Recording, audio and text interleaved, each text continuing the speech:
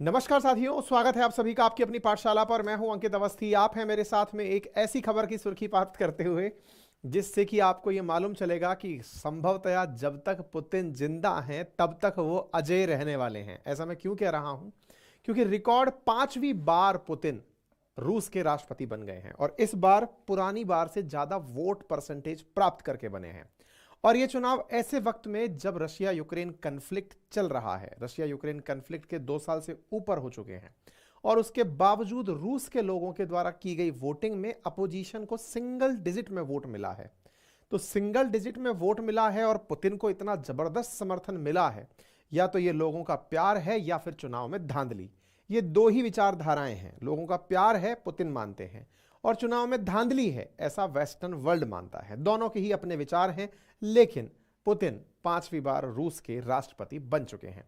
बनते ही thanks giving शुरू हुई और थैंक्स गिविंग में पुतिन के द्वारा चीन के समर्थन से यह जानकारी मिली है कि यदि अब कोई और परेशानी हुई तो चीन तो उसका साथ देगा ही और थर्ड विश्व युद्ध में प्रवेश भी हो जाएगा। और संभवतया दुनिया के जो वेस्टर्न वर्ल्ड के लोग हैं वो पुतिन को तानाशाह की श्रेणी में डालते हैं। कहते हैं कि वो लॉन्गेस्ट सर्विंग व्यक्ति हैं क्योंकि वो अपने अपोजिशन में किसी को रहने ही नहीं देते। एलेक्स नेवेल्नी इसका हाल ही में एक उदाहरण भी है। तो आज के सेशन में तमाम विषयों के ऊपर चर्चा होगी। चलिए शुरू करते हैं। तो मेरे प्यारे साथियों, पुतिन महोदय वापस जीत चुके हैं। हेडलाइन बन चुकी है कि Putin president Vladimir Putin won a record post Soviet landslide in Russian election. मतलब कि जब 1991 में यूएसएसआर का विघटन हुआ था उसके बाद में सबसे बड़ी जीत हासिल करते हुए, तब से 1991 से ये सबसे बड़ी जीत हासिल करते हुए रूस के राष्ट्रपति बन चुके हैं। 71 वर्षीय पुतिन अपनी परिवार में अपनी बेटियां और खुद पुतिन, ये रूस के सबसे अमीर लोगों में शुमार हैं।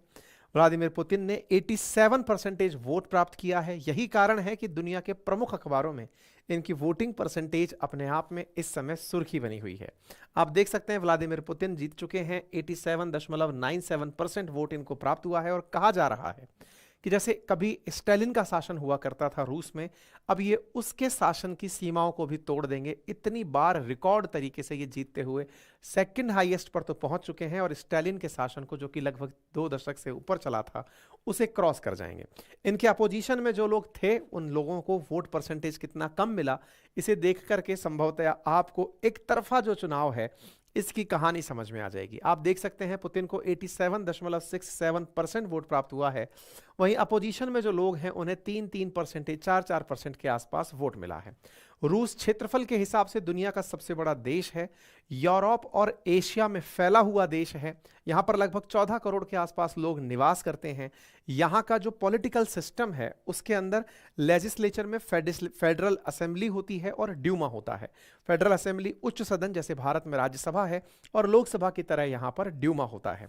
15 से 17 मार्च के बीच में यहाँ पर वोटिंग हुई थी। पुतिन को 87 दशमलव कुछ यानी 88% वोट प्राप्त हुए और जो इनके प्रमुख विरोधी थे निकोले खातनीनोव, उन्हें 4% वोट मिले थे।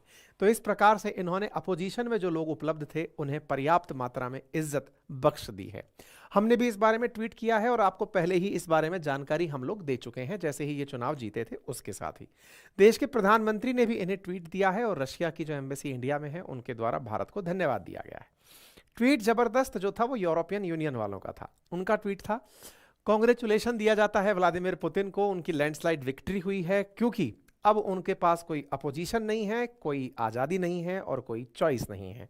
एक सरकास्टिक तरीके से यूरोपियन यूनियन ने पुतिन को बधाई दी। चाइना ने भी कांग्रेचुलेट किया और कहा कि उनके साथ उनके रिश्ते और मजबूत होंगे।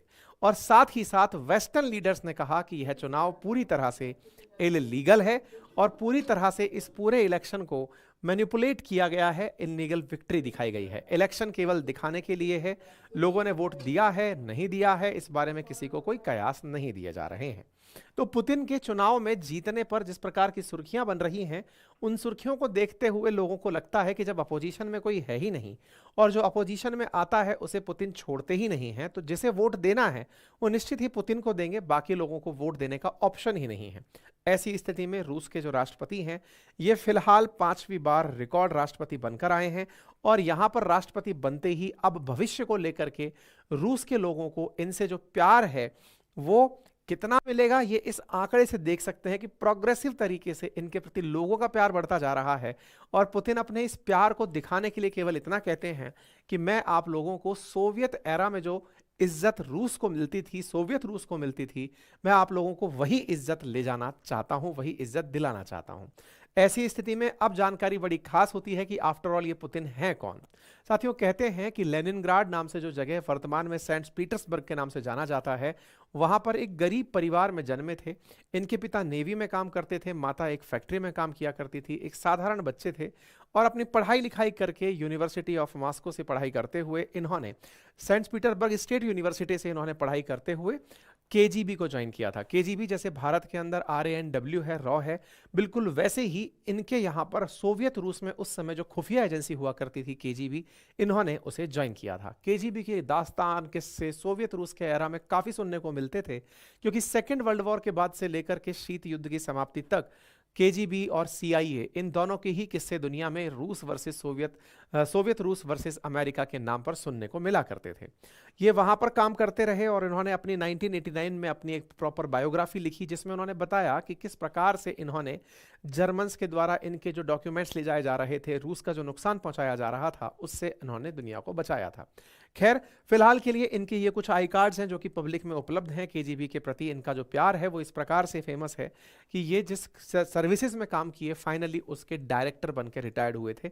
इनका खुफिया विभाग में इतनी जबरदस्त मतलब पकड़ थी। हालांकि बाद में यह केजीबी नहीं रही, जिसे कमेटी ऑफ स्टेट सिक्योरिटी कहते हैं। वर्तमान में केजीबी की जगह FSB नाम से सिक्योरिटी सर्विसेज हैं, जो कि सोवियत रूस के विघटन के बाद से वर्तमान में रूस के अंदर काम कर रही हैं। FSB, जिस प्रकार से वर्तमान में भारत में RANW है, बिल्कुल ऐसे ही रूस के अंदर FSB नाम से सर्विस है, या फिर कहिए कि खुफिया विभाग है जो दुनिया से सूचनाएं इकट्ठा करता है, और उसके अंदर पुतिन का बहुत बड़ा महत्व बताया जाता है। केजीबी के अंदर इन्होंने 1991 में वहां से रिटायरमेंट ले लिया, और रिटायरमेंट लेकर के 1998 में ये FSB बोले तो जो सबसे बड़ी खुफिया एजेंसी जो बाद में केजीबी कहलाई FSB, उसके डायरेक्टर बनकर के इन्होंने पद पर सर्व किया। यानी कि रूस की सबसे बड़ी खुफिया एजेंसी के कर्ता धर्ता पुतिन रहे, और पुतिन ने बस यहीं से ही पॉलिटिक्स में एंट्री ले ली। जैसे ही आप खुफिया के हेड हुए, तुरंत इन्होंने रशियन सिक्योरिटी काउंसिल के सेक्रेटरी के अंदर एंट्री लिया। चूंकि USSR का विघटन हो चुका था, सोवियत रूस के विघटन के बाद रशियंस के अंदर अपने पुराने दिनों की बड़ी याद थी। यह उम्मीद थी कि सारे के सारे देश जो टूट कर निकले हैं वो वापस आएंगे, 15 देश फिर से एक होंगे। इस सपने को पुतिन ने लोगों को दिखाना शुरू किया। इसके चलते पुतिन ने राजनीति में as a deputy mayor entry करी, और धीरे धीरे राजनीति के अंदर आगे बढ़ते चले गए। डिप्टी मेयर से आगे बढ़ते बढ़ते धीरे धीरे राजनीतिक पार्टियों में जब इन्होंने अपना कद बढ़ाना शुरू किया, तो यहाँ पर जो प्रेजेंट में उस समय पर बोरिस येल्त्सिन नाम से वो प्रेसिडेंट हुआ करते थे, उन्होंने 1997 में इन्हें डेप्यूटी चीफ नियुक्त किया था अपनी सरकार के अंदर। डेप्यूटी चीफ जब इन्हें नियुक्त किया गया, और बाद में 1998 में इनसे कहा गया कि आप इस काम को आगे बढ़ाएं, और उन्होंने पद से, बोरिस ने अपने पद से मतलब किनारा कर लिया और पुतिन को आगे बढ़ा दिया। इसी बीच में पुतिन को एक काम दिया गया था, और वो था रूस के उत्तरी स्थान दगिस्तान के अंदर 1500 लोगों के द्वारा हमला करना। और उस हमले के अंदर पुतिन को जिम्मेदारी दी गई थी कि वहां पर कोई और देश अब और नहीं बनना चाहिए। पुतिन को जब ये जिम्मेदारी दी, तो पुतिन ने दगिस्तान के अंदर इस जिम्मेदारी को बखूबी निभाया और रूस के लोगों में प्यार पाया। यानी कि वो लोग अब पुतिन को सम्मान से देखने लगे थे, जिसके चलते पुतिन को सत्ता की तरफ आगे बढ़ा दिया गया। बोरिस येल्त्सिन ने दिसंबर 1999 में अपने फैसले से दुनिया को चौंकाते हुए पुतिन को अपना उत्तराधिकारी नियुक्त करते हुए कि राष्ट्रपति जो हैं वो आने वाले समय में पुतिन रहेंगे, और इस प्रकार से पुतिन को बोरिस ने मौका दे दिया। बस तब से लेकर के आज तक पुतिन रूस के अंदर अपने चीफ के पद पर बरकरार चले आ रहे हैं। बोरिस का द्वारा दिया गया यह पद लगातार रूस के राष्ट्रपति के रूप में पुतिन ने बखूबी निभाया है। 2000 से लेकर 2008 तक रूस के प्रेसिडेंट के रूप में पुतिन काम करते रहे, लेकिन यहां पर राष्ट्रपति बनने की अधिकतम सीमा 8 साल तक ही थी। ऐसी स्थिति में 8 साल बाद क्या करेंगे, उम्र कम थी, तो इन्होंने फिर संविधान बदलने का ही तरीका ढूंढा। लेकिन इस बीच में इनके खिलाफ जिसने भी मुंह उठाया, इसको इन्होंने पीछे धकेल दिया और एक प्रकार से ये समझिए कि इन्होंने जो भी इनके खिलाफ आवाज उठा रहे थे उन सबको सेटल करते हुए रहस्यमय तरीके से गायब करते चले गए। पुतिन ने 8 बड़े बड़े विरोधियों को पूरी तरह से साइडलाइन कर दिया, किनारे लगा दिया।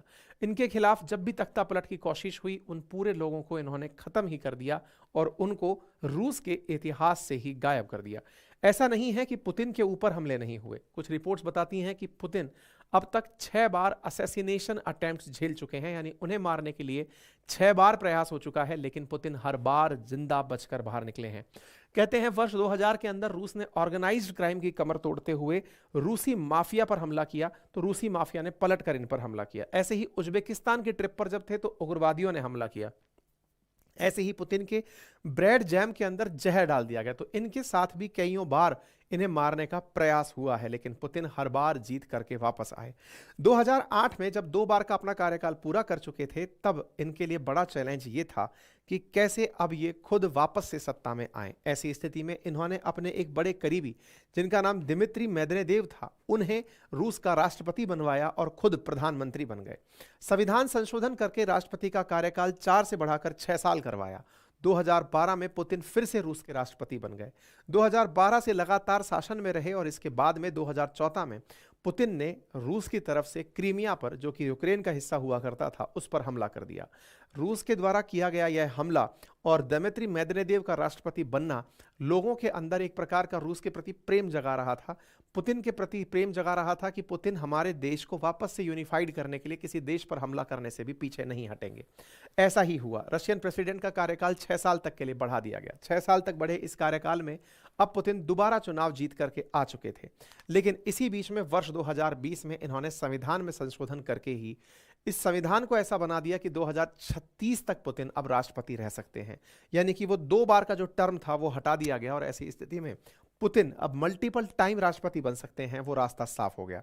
इसका मतलब 2036 तक अगर पुतिन राष्ट्रपति रहते हैं तो आने वाले समय में पुतिन जो स्टालिन का शासन यहां हुआ था उसे क्रॉस कर जाएंगे, उसे पार कर जाएंगे। ये उम्मीद की जाती है कि 3 दशकों तक स्टालिन ने जिस प्रकार से शासन किया, पुतिन उससे भी आगे निकल जाएंगे। इसी के चलते फिलहाल जो चुनाव हुए उसमें 87% वोट प्राप्त करके व्लादिमीर पुतिन फिर से राष्ट्रपति बन गए हैं। राष्ट्रपति बनना जिस प्रकार से अपने आप में सुर्खी पाता है, दुनिया के लोग भी इन्हें बड़ा पावरफुल मानते हैं। यही कारण है कि फोर्ब्स ने 2013 से लेकर 2016 के बीच में लगातार 4 बार पुतिन को दुनिया का सबसे पावरफुल पर्सन घोषित किया। दुनिया के रूस के सबसे अमीर लोगों में शुमार हैं पुतिन, और इनकी बेटियों को भी सबसे अमीर बच्चियों के अंदर कंसीडर किया जाता है। तो आप ये खबर देख सकते हैं कि फोर्ब्स ने इन्हें टॉप फोर्ब्स का मोस्ट पावरफुल पर्सन डिक्लेयर किया था। रशिया यूक्रेन जो कन्फ्लिक्ट हुआ वो आज तक रूस को वेस्ट से चैलेंज दे रहा है।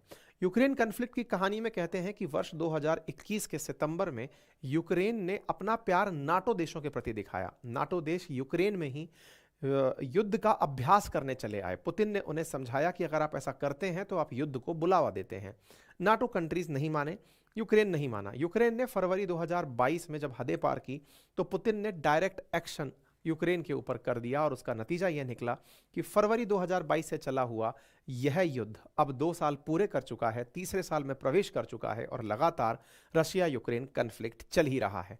जैसे ही यह चुनाव जीते तुरंत और इन्होंने तरीके से यूक्रेन के ऊपर बमबारी कराना शुरू कर दिया। ऐसी स्थिति में पूरी तरह से दुनिया बटी हुई नजर आई। भारत ने, चाइना ने पुतिन को बधाई दी। वेस्टर्न वर्ल्ड ने इस चुनाव को पूरी तरह बायस्ड चुनाव माना। चाइना पूरी तरह से रूस का साथ दिए और अपनी तरफ से ये कहे कि जिस तरह से ताइवान पर दुनिया वाले इंटरफेयर करते हैं ऐसे ही यूक्रेन पर करते हैं, यानी कि ताइवान को इन्होंने यूक्रेन की तरह ट्रीट किया। यानी भविष्य में ताइवान पर चीन का जो रवैया होगा वो आज से ही क्लियर है कि वो डायरेक्ट एक्शन करेगा ताइवान के ऊपर। ठीक है। अब लेकिन पुतिन ने इसी बीच में 3rd वर्ल्ड वॉर की चेतावनी दे डाली और उसके पीछे का बड़ा कारण है। बड़ा कारण यह है कि हाल ही के अंदर फ्रांस के मैक्रोन ने कहा था कि रशिया जैसे ही इसमें एस्केलेशन बढ़ाएगा हम अपनी सेना भेजने के लिए तैयार हो जाएंगे। हाल ही में 15 मार्च की खबर है। ऐसी स्थिति में पुतिन भड़क गए और पुतिन ने कहा कि यदि कोई भी इस तरह की गलतफहमी में जी रहा है कि नाटो कंट्रीज यूक्रेन में अपनी तरफ से सेना बढ़ाएंगे और हम शांत बैठे रहेंगे, तो समझ जाइए कि आप 3rd वर्ल्ड वॉर के बिल्कुल करीब खड़े हैं। यानी कि पुतिन तीसरी बार भी तीसरे साल भी युद्ध में प्रवेश करने के बाद झुकने को तैयार नहीं है। उनका साफ है कि अगर वेस्टर्न वर्ल्ड को लगता है कि यूक्रेन को उनको यूक्रेन की मदद करनी चाहिए तो प्लान करें, हम पीछे नहीं हटेंगे। और इस प्रकार से पुतिन ने पूरी तरह से इन लोगों को समझा दिया है। पुतिन ने यह भी कहा कि बड़ी संख्या में नाटो सैनिक अभी भी यूक्रेन में मौजूद हैं। डायरेक्टली नाटो का ना इन्वॉल्व होना बनता था, वो युद्ध में ना इन्वॉल्व होते, लेकिन आज भी अगर यूक्रेन के अंदर नाटो सैनिक मौजूद हैं तो यह अपने आप में एक चिंता का विषय है। और ऐसी स्थिति में हम सजग होकर के इस स्थिति से निपटने के लिए तैयार हैं। राष्ट्रपति बनते ही इन्होंने एलेक्स नवेल्नी पर भी अपना रिएक्शन दिया। नवेल्नी वही जो इनके प्रमुख विरोधी हुआ करते थे, हाल ही में जिनकी जेल में मौत हो गई, इस पर इन्होंने वक्तव्य देते हुए कहा कि जो मेरे विरोधी मारे गए हैं इनके बारे में लोग हैं मर जाते हैं, लेकिन मैंने पहले भी कहा है कि अगर नवेल्नी को जर्मनी वाले चाहते कि वो अपने देश में ले जाएं तो मैं उन्हें वापस भेजने को तैयार था। मैंने तो सिंपल कहा था कि एक अपराधी को जर्मनी से हमारे देश में भेज दीजिए और नवेल्नी को अपने साथ ले जाइए, लेकिन नवेल्नी के समर्थक उन्हें रूस से बाहर ले जाने को तैयार ही नहीं हुए। और ऐसा स्थिति में किसी की मौत हो जाना, बोले ये तो होता है, तो उनका हो गया था। फिलहाल के लिए इतना ही। अपडेटेड जानकारी के लिए इतनी ही जानकारी थी आपके पास के लिए। तो उम्मीद है आपको जानकारी पसंद आई हो, सेशन समझ में आया हो तो साथियों से साझा करें। चैनल पर नए हैं तो सब्सक्राइब कर लें, क्योंकि अपनी पाठशाला पर 45.4% हमारे मित्र ऐसे हैं जिन्होंने चैनल सब्सक्राइब नहीं किया हुआ है। बेहतर होगा कि आप चैनल सब्सक्राइब करें सो दैट हमें मोटिवेशन मिले। जिन्होंने कर रखा है वीडियो को अपने अन्य साथियों से भी साझा करें। बाकी हाँ, एक जरूरी सूचना ये है कि आज ही से RO-ARO जो उत्तर प्रदेश की परीक्षा है उसके लिए कंप्लीट फाउंडेशन बैच मात्र 2499 में हमने शुरू कर दिया है। एप्लीकेशन पर क्लासेस उपलब्ध हैं। हमारी टीम बेहतरीन तरीके से क्लासेस उपलब्ध करा रही है। यदि आप में से कोई भी साथी उसे ज्वाइन करना चाहता है तो एप्लीकेशन का लिंक कमेंट बॉक्स में पिन है, उसे आप डाउनलोड करें, अपने मोबाइल से रजिस्टर करें। जिस मोबाइल नंबर को आप रजिस्टर में डालेंगे वहां पर एक व्हाट्सएप मैसेज आएगा। उस व्हाट्सएप मैसेज को आप लिंक को ओपन करें और लिंक ओपन करके अपना पेमेंट करें। पेमेंट किसी भी तरीके से आप कर सकते हैं और उसकी प्रक्रिया के बाद में आप वापस एप्लीकेशन पर जाकर अपनी क्लासेस देख सकते हैं। बाकी हमारे अन्य जो यूट्यूब चैनल हैं, अपनी पाठशाला वनडे एग्जाम, अपनी पाठशाला PCS, उन्हें जरूर ज्वाइन करें और अपने अकॉर्डिंग जो एग्जाम्स हैं उनके अंदर हमारी जो प्रयास आपके लिए किए जा रहे हैं उन्हें अपने लिए तैयार पाएं। बहुत बहुत धन्यवाद।